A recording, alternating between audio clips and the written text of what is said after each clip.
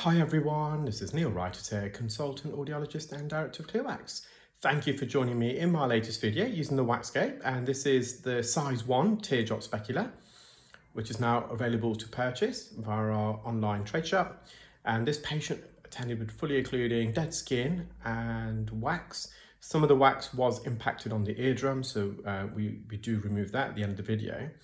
And if you watch till the end of the video, you'll see just how prominent the anterior recess is. Now, as we approach the eardrum, the ear canal typically narrows from the base and from the front wall of the ear canal. So in the case of the right, it's the right-hand side. And then about 0.5 centimetre before the eardrum, it widens again. And that creates a recess in the front section of the ear canal near the eardrum, so the anterior recess. And also at the base of the ear canal, so as it approaches the eardrum, it kind of narrows upwards and then it dips back down. And that's called an inferior recess. You can have some patients who have a posterior recess. It's less common, but I've got a few patients where it's anatomically vice versa. And so we managed to view the full eardrum, but initially when I removed the wax off the eardrum, you'll just see the posterior hemisphere, if you like. You don't see the right-hand side of the eardrum. So slowly but surely, we're working our way towards the eardrum. I'm just trying to get a suction grip here. And just going to go a bit higher up, I think, to the top part of the ear canal. I'm not sure if I use any oil, we shall see. So this is half clear. Still quite a bit left in there, so it's extremely blocked. Quite a narrow ear, and hence why we're using the size 1 specular. It's a bit soft, so ideally I would like it slightly firmer so it comes out in a single plug, but you can't always have it the way you want. So this is the next best thing, if I'm honest.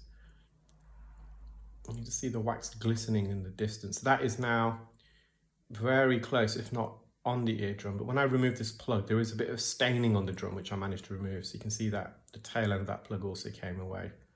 So for a small ear, it really packed a lot of wax.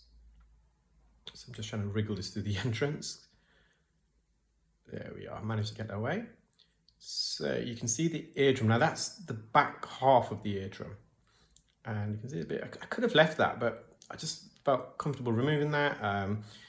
Great view, magnification. But before I do that, I'm just going to mop up some of the dead skin here, right at the entrance.